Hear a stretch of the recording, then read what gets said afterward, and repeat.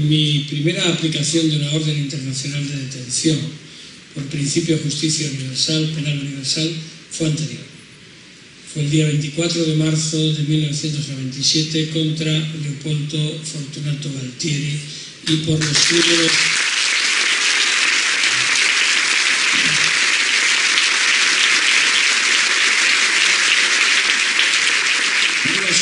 que había cometido precisamente aquí en Rosario. La familia española, la familia Labrador y otros más, fue precisamente cuando era el responsable del quinto cuerpo de ejército, segundo cuerpo de ejército. Entonces, esa fue la primera ocasión en que emití una orden de detención contra una persona por crímenes contra la humanidad, por genocidio, terrorismo y tortura. Yo creo que la obligación de todo juez de cualquier país es interpretar y aplicar la justicia, aplicar la ley, interpretarla, aplicarla y conseguir que tras el cumplimiento de todas las garantías se ejecuten las condenas. Pero no siempre ha sido así. El ámbito político, el ámbito económico, social, el propio judicial a veces ha impedido que sea así. La falta de voluntad política equivale casi a una especie de impunidad. Si se establecen dificultades legales, también nos lleva a la impunidad. En aquella época, Argentina era incapaz, precisamente por las leyes de obediencia debida, punto final, los indultos generales ya aprobados, de afrontar esa investigación en un principio de solidaridad judicial, pero no voluntarista, sino apegada a la ley internacional, a las leyes que, partiendo de la costumbre internacional, exigen la sanción de aquellos crímenes atroces, de aquellos crímenes contra la comunidad internacional, como sin duda fueron los crímenes que en este país acontecieron, como sin duda fueron también los crímenes que se produjeron en mi propio país y que renuentemente no se han querido investigar, y que cuando se han investigado la respuesta ha sido el apartamiento del juez que investigaba esos hechos. Pero bueno, esos son riesgos que comporta el hacer realidad los principios, lo que se cree, lo que se piensa con lo que se dice y se decide. Y pasando del ámbito judicial, porque este es un ámbito de reflexión política, eso es lo que deberíamos de esperar y exigir de todos los políticos. Es decir, la convicción, la coherencia, la coincidencia del discurso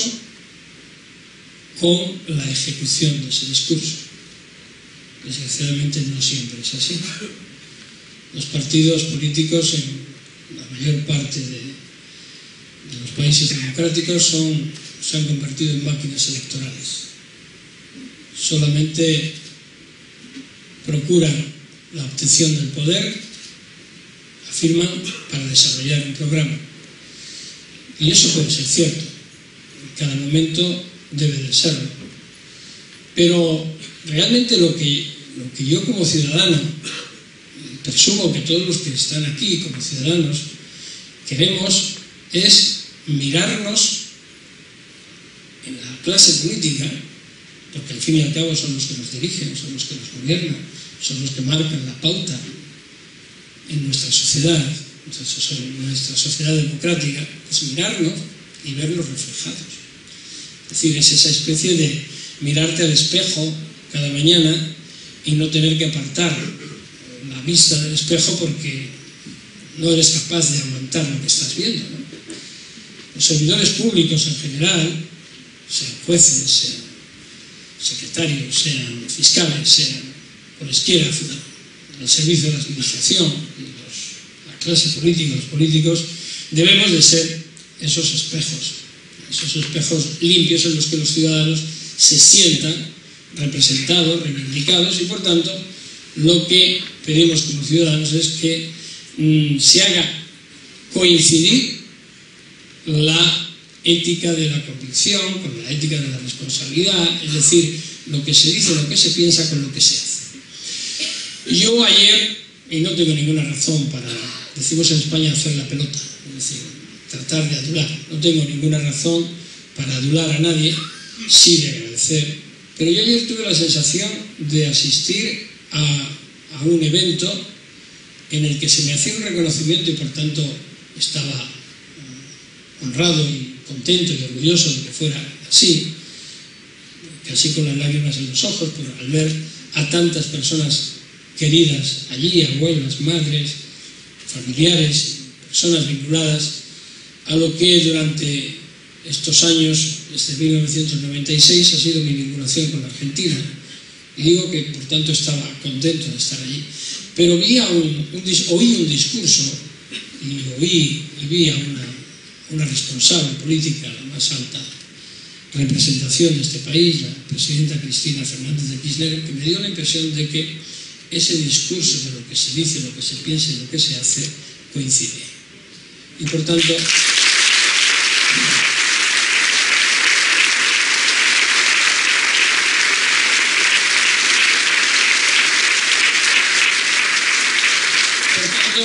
me sentí reivindicado. Yo conocí a la actual presidenta en 2005, precisamente en un marco de debate, de discusión de los derechos humanos del Teatro Cervantes de Buenos Aires. Y también en ese mismo día, un poco antes, conocí al entonces presidente Néstor Kirchner. Y también tuve esa sensación, esa convicción, a partir de mi larga conversación con él, en presencia del actual canciller,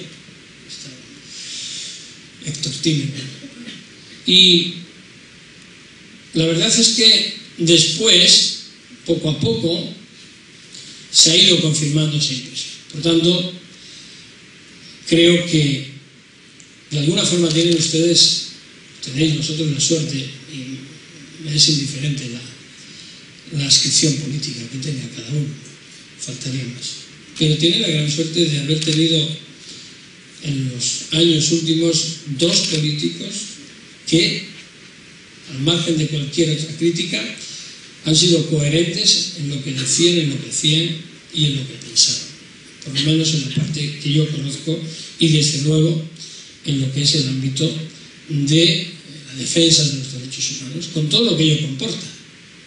Hablar de derechos humanos no es solamente hablar de la preservación de la vida o de la integridad física, significa muchas más cosas. A veces incluso se ha criticado que pudiera haber una política en Argentina ahora de mirar hacia detrás y no mirar hacia adelante, o a la actualidad, incluso de esa forma tratar de imputar que hechos que están aconteciendo ahora pudieran ser consecuencia de esa política. Quien eso afirma o tiene muy mala fe o desconoce absolutamente lo que es la realidad en la sociedad, en lo que son la formación coherente y la vertebración de una sociedad. Una sociedad no puede mirar hacia adelante sin vergüenza y sin convicción si no es mirando primero hacia atrás. Es decir, para que puedas avanzar sólidamente hacia un futuro deseable, esperanzador, tienes que tener los pies muy asentados en aquello que constituye tu punto de apoyo principal, que son los ciudadanos y ciudadanas, es decir, que es el pueblo. Y si ese pueblo, por una parte se le engaña, por otra parte se le utiliza, por otra parte no se le aplica a la justicia, por otra parte se le rige en la mayor inseguridad que comporta la impunidad. El mayor ejemplo de inseguridad es la impunidad. Por tanto, no se puede afirmar con verosimilitud y con realidad, con convicción, si no es para engañar a la gente, que eso no es necesario. Por tanto, a mí me preocupan, me aterran discursos en los que aparezca la discriminación por razón de origen, de género, de adscripción ideológica, y por eso me preocupan sobremanera, y ayer lo dije no debo a veces, es de educación, inmiscuirse en los asuntos de otro país, pero cuando quien hace afirmaciones que no solo agreden a ese país, sino a la comunidad internacional, y son claramente xenófobas, existe la obligación de denunciar que eso es así, y que ese servidor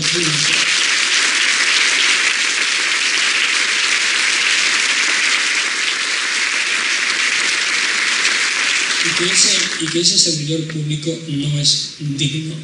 de las personas a las que dirige y a las que sirve. Y lo mismo se debe de criticar cuando no se está de acuerdo con una guerra como la de Irak o como tantas otras cosas, que cuando esto sucede. De modo que yo invitaría a esa indignación activa que debe de caracterizar a todos los ciudadanos y ciudadanas, que cuando se produce ese tipo de agresiones a nuestra dignidad, saltemos de los sillones donde estemos, o de las sillas, y gritemos que eso no es verdad y que no puede aceptarse, que no puede quedar exacto.